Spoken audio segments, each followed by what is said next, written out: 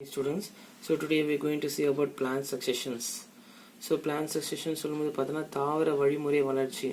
So எப்படி வந்து பார்த்தோன்னா ஒவ்வொரு படிப்படியாக தாவரங்கள் வந்து வளர்ச்சி ஏற்படுதுன்னு பற்றி இந்த டாபிக் உங்களுக்கு கொடுத்துருக்காங்க.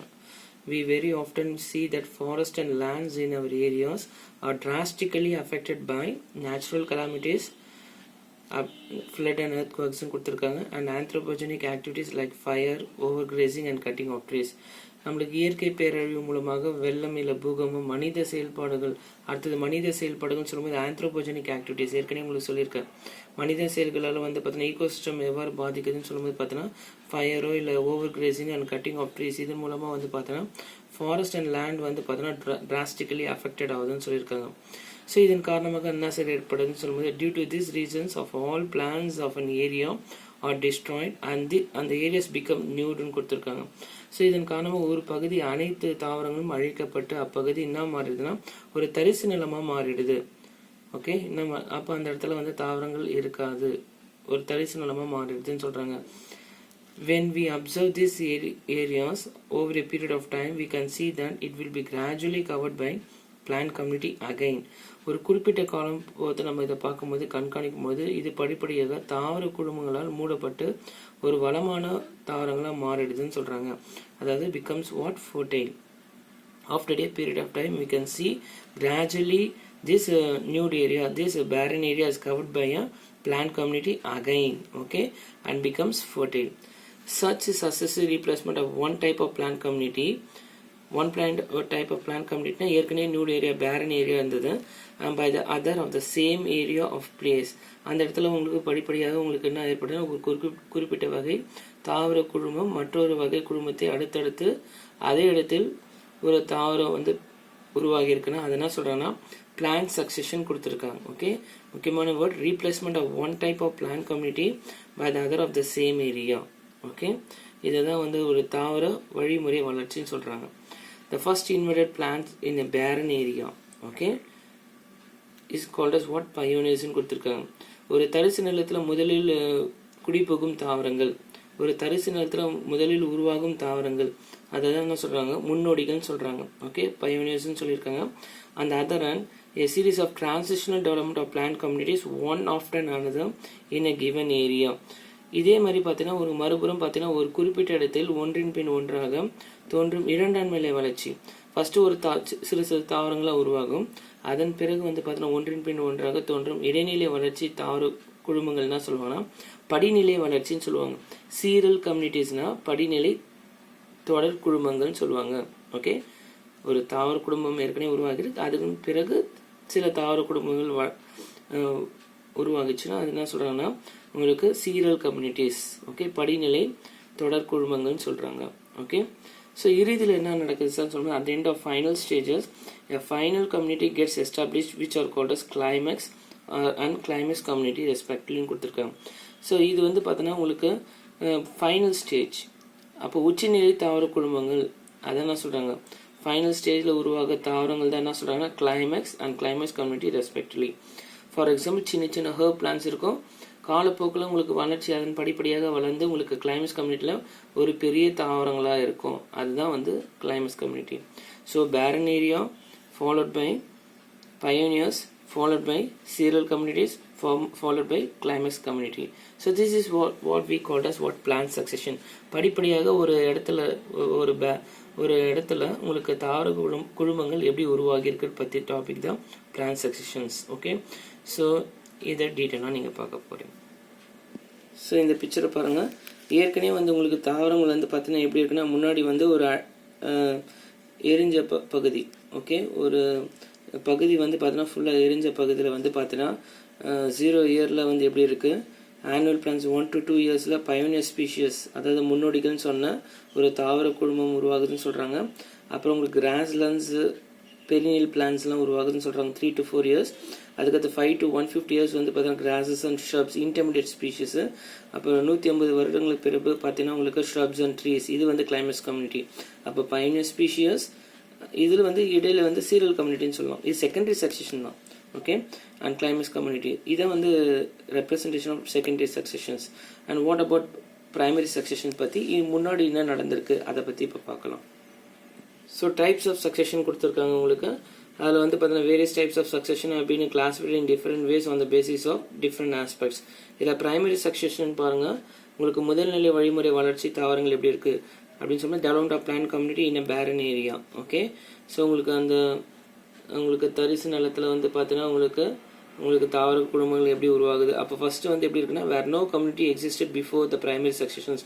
எந்த கம்யூனிட்டி இல்லை, எந்த தாவர குடும்பங்கள், எந்த வெற்று பகுதியில் உங்களுக்கு தாவர குடும்பங்கள் வளர்ச்சி அடைவதற்கு, அந்த வெற்று பகுதியில் உங்களுக்கு தாவர குடும்பங்கள் வளர்ச்சி அடைவதற்கு டெவலப்மெண்ட் கொடுத்துருக்காங்க, பிரைமரி சக்சஷன் கொடுத்துருக்காங்க.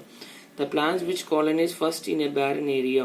ஏற்கனவே சொன்னால் எந்த இடத்துல வந்து பார்த்தீங்கன்னா உங்களுக்கு ஃபர்ஸ்ட் அந்த வெற்று பகுதியில் முதலில் குடிபெறும் தாவரங்கள், முதலில் உருவாகும் தாவரங்கள் பைனரி ஸ்பீஷஸ் கொடுத்துருக்காங்க, இல்லை primary community or primary colonise கொடுத்துருக்காங்க. Generally the primary succession takes a very long time.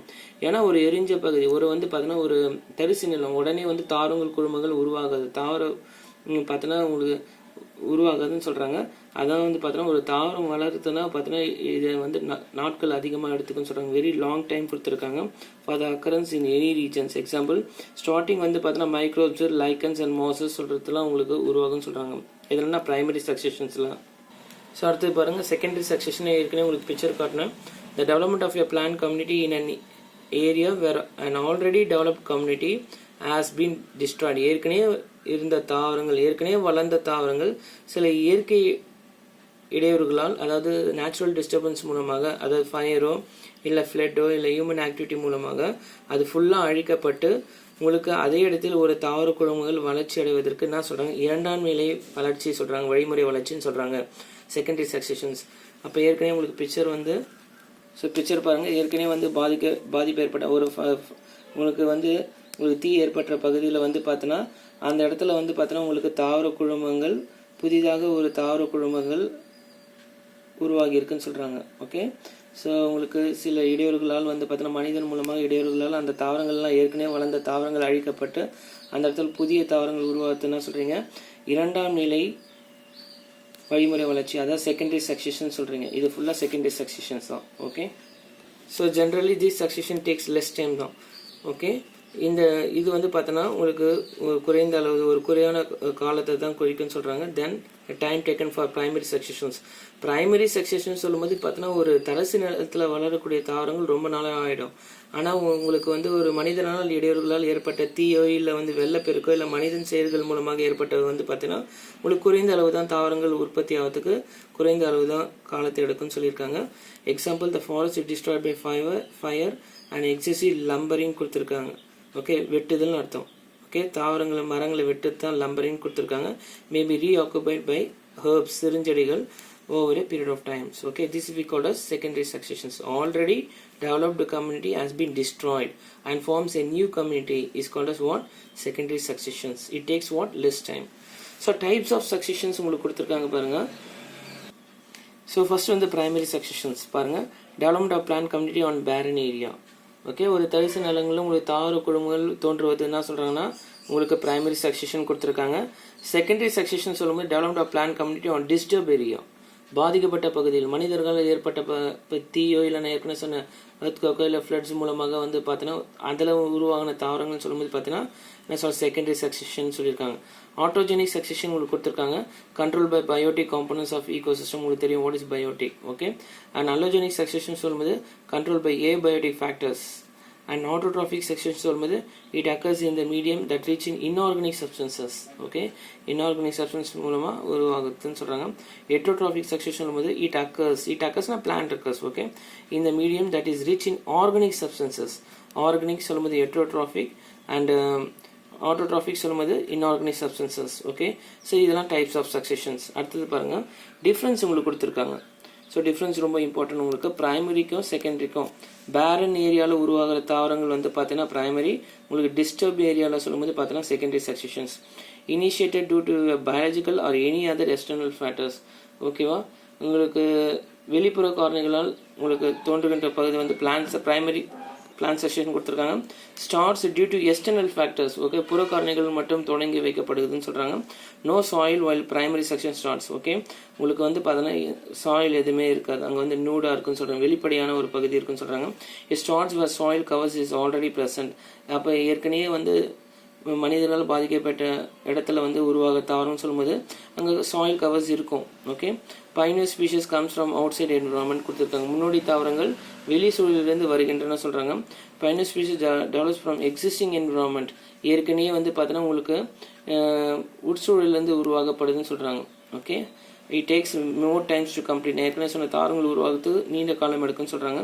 Is less time to complete சொல்லிட்டு ஏற்கனவே வந்து உங்களுக்கு சில நேச்சுரல் டிஸ்டர்பன்ஸ் மூலமாக உருவாக்கப்பட்ட தாவரங்கள் வந்து பார்த்தீங்கன்னா ஏற்கனவே இருந்த தாவரங்கள் தான் அழிக்கப்பட்டு உங்களுக்கு தாவரங்கள் உருவாகுது, அதனால் உங்களுக்கு it takes what less time சொல்லியிருக்காங்க. So this is a difference between what primary and secondary successions. And last one is allogenic succession சொல்லும்போது occurs as a result of abiotic factors. உங்களுக்கு abiotic factors தான் தெரியும், that is air, water, sunlight, temperature, அதெல்லாம் depend பண்ணியிருக்கு. The replacement of existing community is caused by other external factors like வேறு என்ன external factors சொல்லும்போது soil erosions, leaching, etc. இதில் ஏற்கனவே இப்போ மண் அரிப்பு, leaching இதெல்லாம் ஏற்கனவே படிச்சிருக்கீங்க. and not by existing organs. Okay, example, in a forest ecosystem soil erosion and leaching alter the nutrient value. உங்களுக்கு மண் அரிப்போ இல்லை லீச்சிங் ஏற்படுத்தினால உங்களுக்கு நியூட்ரியன் வேல்யூ அந்த சாயில் இருக்க நியூட்ரியன் வேல்யூ பாதிப்பு ஏற்படும் தெரியும், மாற்றிடும்.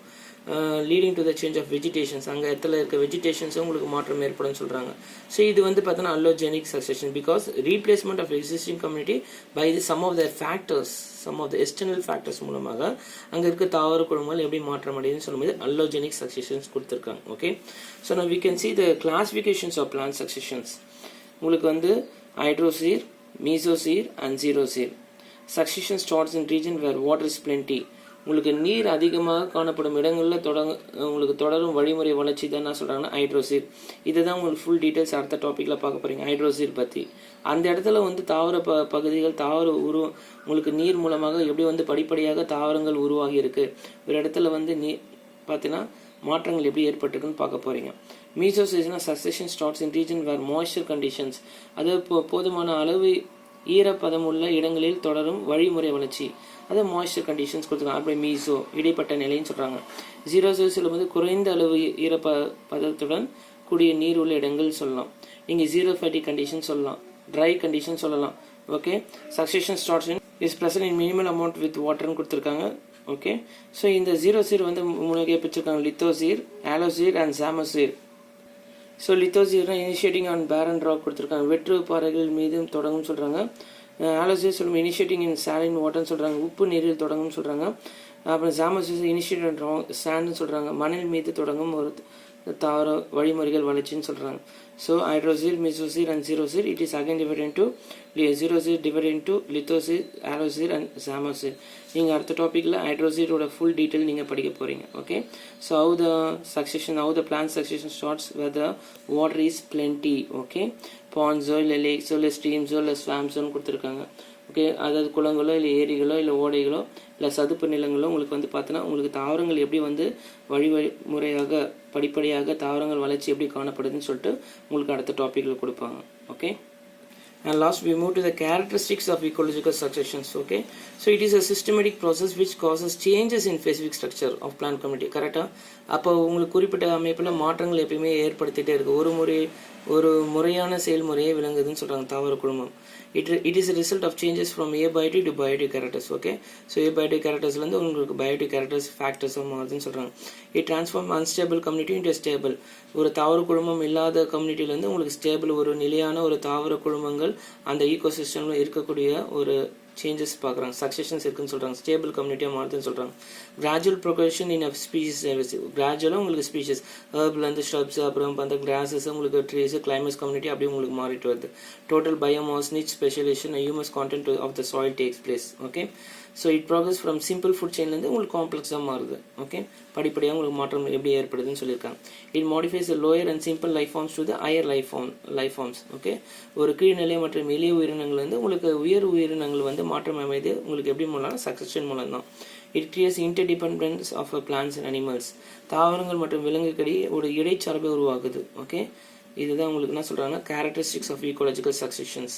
ஸோ இந்த டாப்பிக்கில் உங்களுக்கு கேரக்டர்ஸ் பற்றி சொல்லியிருக்கேன். Types of succession, primary, secondary and allogenic successions and difference and what is between plant successions, அதோட டைப்ஸை பற்றி உங்களுக்கு சொல்லியிருக்கேன். கிளாஸிஃபிகேஷன் பற்றி சொல்லியிருக்கேன் இந்த டாப்பிக்கில்.